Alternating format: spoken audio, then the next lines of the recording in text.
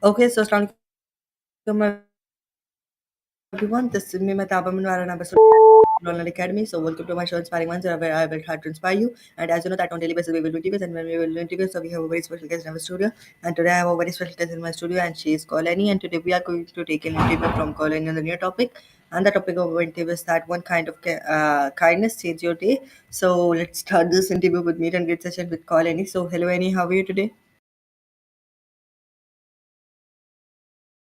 Assalamu alaikum, Madab. I'm doing great, thank you for having me on the show. I'm really excited to share my thoughts on kindness and how it can impact our daily lives.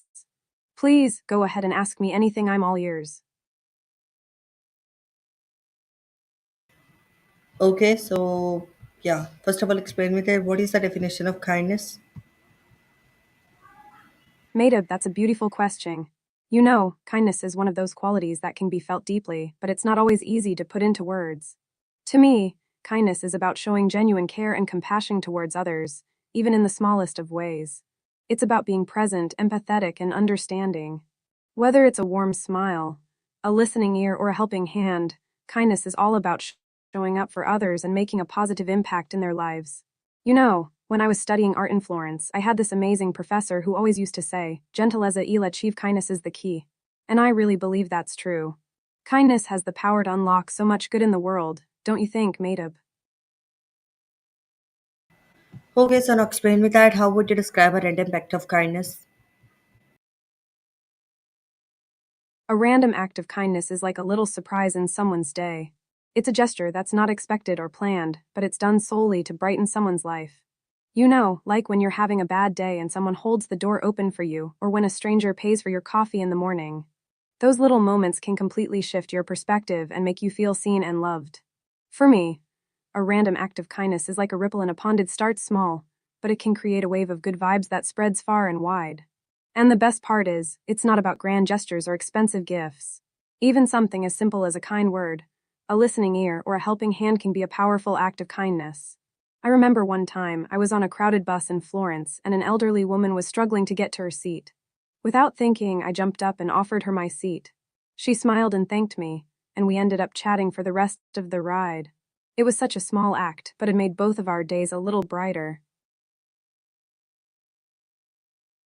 Okay, so now explain me that why is kindness considered a universal value? Kindness is considered a universal value because it transcends cultures, languages, and borders. It's a fundamental human need that connects us all, regardless of our backgrounds or differences. When we show kindness to others, it speaks directly to their heart and it's a language that everyone can understand. Think about it, Madeb. Whether you're in a bustling city in the East or a small town in the West, kindness is a value that's revered and respected. In every culture, there are stories, teachings, and proverbs that emphasize the importance of treating others with compassion, empathy, and kindness. From the Islamic concept of sadak charity to the Buddhist principle of metta loving kindness, kindness is a value that's deeply rooted in many spiritual traditions. And even beyond spirituality, kindness is a universal value because it's a fundamental aspect of being human. We all need kindness, we all respond to kindness, and we all have the capacity to show kindness to others. When we practice kindness, we create a sense of community and connection that bridges our differences. It's a reminder that, despite our many differences, we're all part of a shared human experience. And that, to me, is a truly beautiful thing. Okay, so now explain me that what emotions are commonly associated with act of. When we experience an act of kindness, whether we're giving or receiving it, it often triggers a cascade of positive emotions. For me, some of the most calming emotions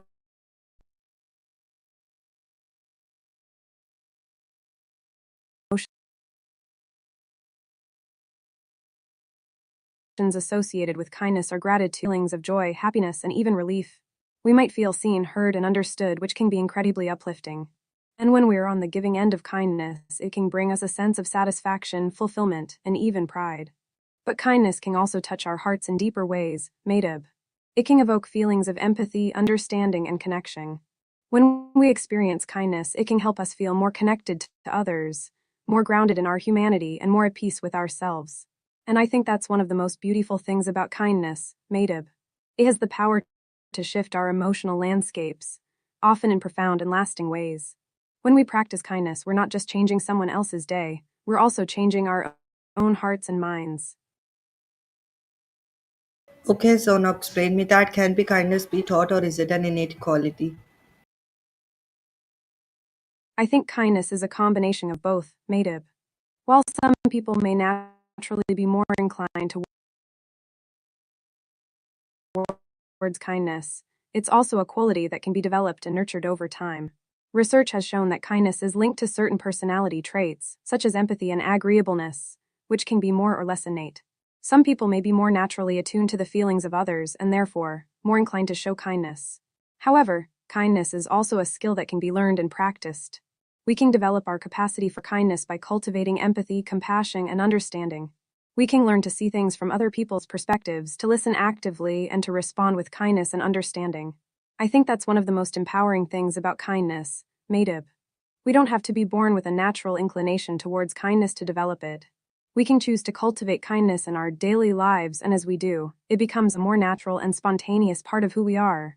In fact, I believe that kindness is like a muscle that can be strengthened with practice. The more we exercise kindness, the more it becomes a natural part of our behavior.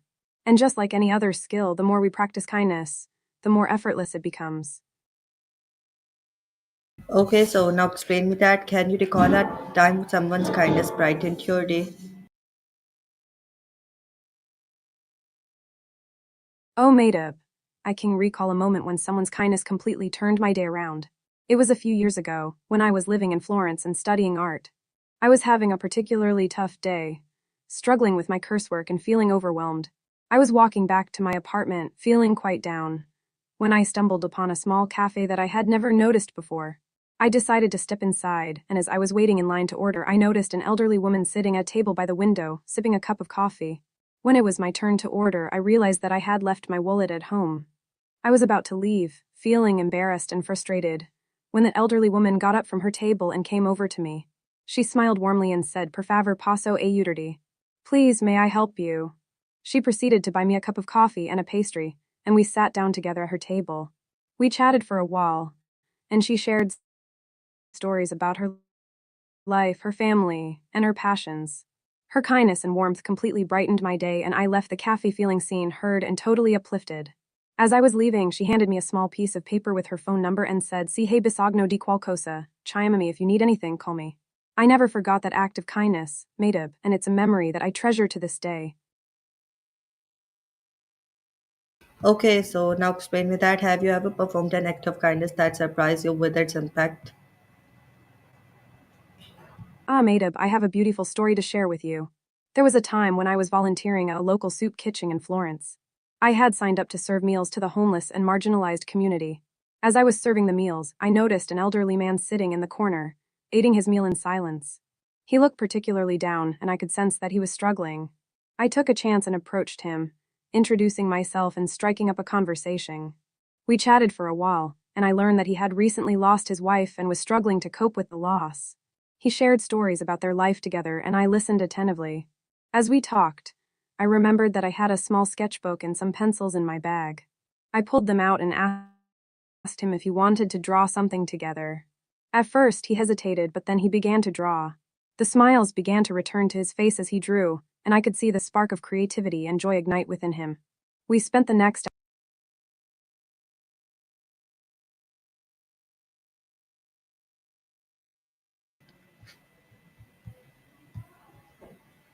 Can you hear me?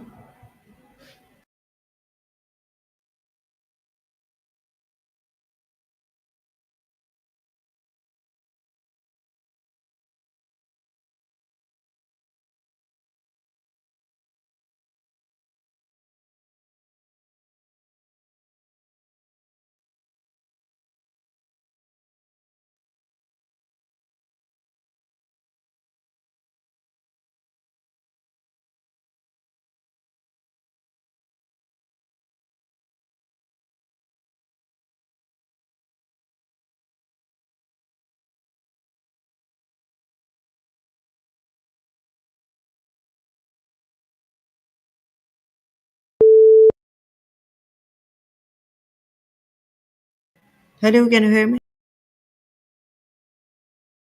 I can hear you. Assalamu alaikum, Madab. How are We you are feeling going to today? continue our topic that we are doing. So I hope you're now doing explain better me after that being what is sick the and tired. kindest thing someone has done for you? Wa alaikum salam, Madab. Alhamdulillah, I'm feeling great, thanks for asking. Okay, so let's dive into the kind act that really touched my heart. I'm getting a bit nostalgic thinking about it. One of the kindest things someone has done for me was when I was studying abroad in Florence. I was feeling homesick and struggling to adjust to the new environment. My roommate, Rachel, noticed that I was feeling down and she surprised me by cooking my favorite Italian dish, pasta carbonara. But what really touched my heart was that she took the time to learn how to make it from scratch, just for me. She even set up a little dinner setup in our cozy apartment, complete with candles and flowers. It was such a thoughtful gesture, and it made me feel seen and loved in a foreign country. We had a wonderful dinner together, and from that moment on, I felt more at home in Florence. That act of kindness reminded me that even small gestures can make a big difference in someone's life. It's amazing how a little bit of thoughtfulness can bring people closer together, don't you think? Okay, so now explain me that how did an act of kindness change your outlook on life?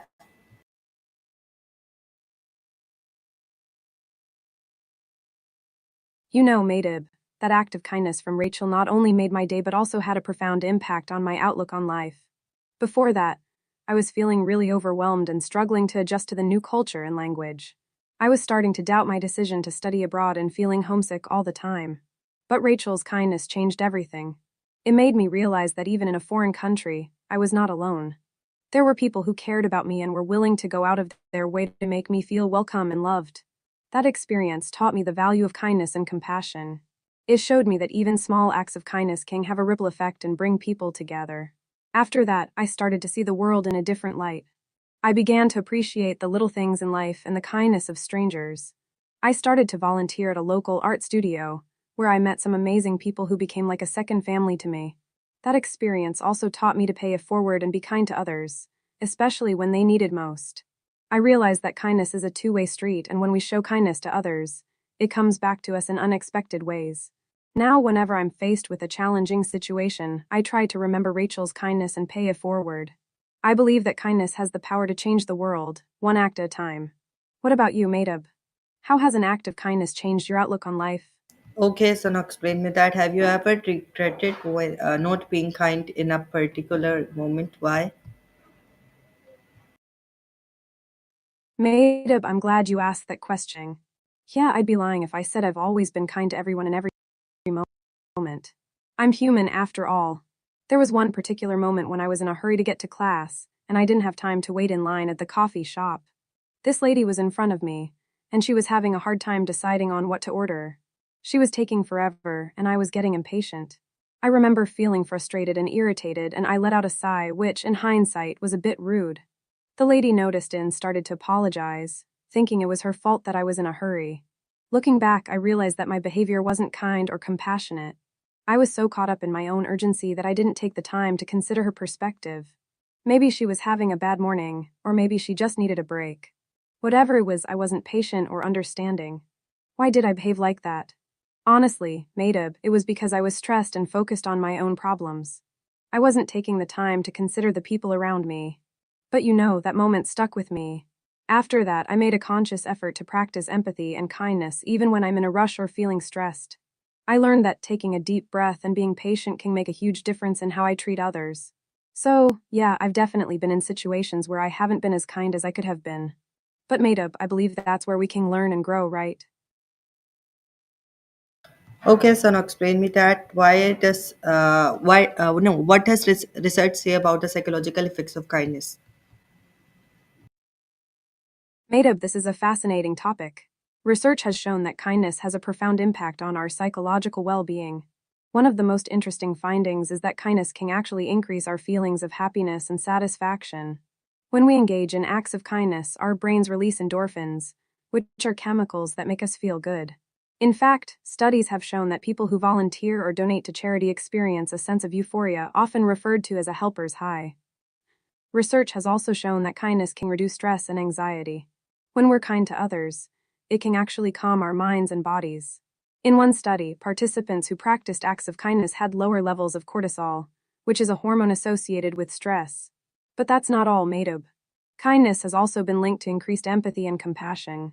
When we're kind to others, we start to see the world from their perspective and we become more understanding and tolerant. This can actually increase our sense of connection to others and improve our relationships. Kindness has even been shown to have a positive impact on our physical health. Studies have found that people who engage in acts of kindness have lower blood pressure, a stronger immune system, and even a longer lifespan. One of my favorite studies, Madhub, is one that looked at the concept of pay it forward kindness. Researchers found that when we witness someone being kind to another person, it actually motivates us to be kind to someone else. It's like a chain reaction of kindness. Lastly, research has also shown that kindness is a skill that can be developed over time. By practicing kindness regularly, we can actually become more empathetic, compassionate, and understanding. It's like our kindness muscle gets stronger and stronger. What do you think about these findings, Madhub? Pretty amazing, right? Okay, so now explain me that how does being kind affect your brain chemistry? Madhub, this is such an interesting topic. Being kind, also known as altruism, has a profound impact on our brain chemistry. When we're kind, our brain releases a bunch of feel-good chemicals, including dopamine, serotonin, and endorphins. These chemicals are often referred to as the reward neurotransmitters because they make us feel good and motivate us to repeat the behavior. Dopamine, in particular, plays a big role in kindness. When we're kind, our brain releases dopamine, which is associated with pleasure, reward, and motivation. This is why we often feel a sense of pleasure or satisfaction when we're kind to others. Serotonin is another important neurotransmitter that's involved in kindness. When we're kind, our brain releases serotonin, which helps to regulate our mood and reduce stress and anxiety. Endorphins, as I mentioned earlier, are natural painkillers that promote feelings of well-being and happiness. When we're kind, our brain releases endorphins, which can actually reduce physical pain and improve our mood. But that's not all, Madhub. Being kind can also affect our oxytocin levels. Oxytocin is often referred to as the love hormone because it's involved in social bonding and attachment. When we're kind, our brain releases oxytocin, which can actually increase our feelings of connection and intimacy with others. On the other hand, being unkind or mean can actually have the opposite effect. When we're unkind, our brain releases stress hormones like cortisol and adrenaline, which can increase our blood pressure, heart rate, and anxiety levels. It's pretty amazing, Madhub, how our brain chemistry can be affected by our behavior. By being kind, we can actually change our brain chemistry and improve our mood, motivation, and well-being. In yoga, we call this concept santosha, being content and at peace with ourselves and others. When we practice kindness, we cultivate santosha and our brain chemistry responds in kind. What do you think, Madhub? Pretty cool, right? Yeah, is that pretty cool? And now explain me that can acts of kindness improve physical health? Madhub, that's a great topic. The connections between kindness and physical health are fascinating. When we're kind, our body responds in a positive way. One of the most significant connections is the reduction of stress hormones, like cortisol and adrenaline. Chronic stress can lead to a range of health problems, including high blood pressure, diabetes, and cardiovascular disease. By being kind, we can actually lower our stress levels and improve our overall health. Kindness has also been linked to a stronger immune system. When we're kind, our body releases antibodies which help to fight off infections and diseases. In one study, researchers found that people who volunteered regularly had a stronger immune system and fewer illnesses than those who didn't. Another connection is the reduction of inflammation. Chronic inflammation is associated with a range of health problems, including arthritis, diabetes, and heart disease. When we're kind, our body releases anti-inflammatory chemicals, which can help to reduce inflammation and improve our overall health. Kindness has also been linked to better sleep. When we're kind, our body releases melatonin, which helps to regulate our sleep-wake cycles. In one study, researchers found that people who practiced acts of kindness had better sleep quality and duration than those who didn't. Additionally, kindness has been linked to lower blood pressure. High blood pressure is a significant risk factor for cardiovascular disease, and being kind can actually help to lower our blood pressure. In one study, researchers found that people who practiced acts of kindness had lower blood pressure than those who didn't. Finally, kindness has even been linked to a longer lifespan. In one study, researchers found that people who practiced acts of kindness had a lower risk of mortality than those who didn't. In yoga, we call this concept ahimsa, being kind and compassionate to ourselves and others. When we practice ahimsa, we cultivate a sense of kindness and compassion that can have a profound impact on our physical health. Madhub, it's amazing, right? By being kind, we can actually improve our physical health and well-being. Yeah, it is amazing. And now explain me that how do small acts of kindness impact mental health over time? Madhub, that's a wonderful topic. Small acts of kindness can have a profound impact on our mental health over time. When we practice small acts of kindness, it can help to increase our self-esteem and confidence. By doing good for others, we start to feel better about ourselves and our place in the world. We feel more connected, more compassionate, and more empathetic. One of the most significant ways that small acts of kindness can affect mental health is by reducing symptoms of anxiety and depression. When we're kind to others, it can help to distract us from our own worries and concerns, giving us a sense of purpose and fulfillment. Small acts of kindness can also help to build resilience.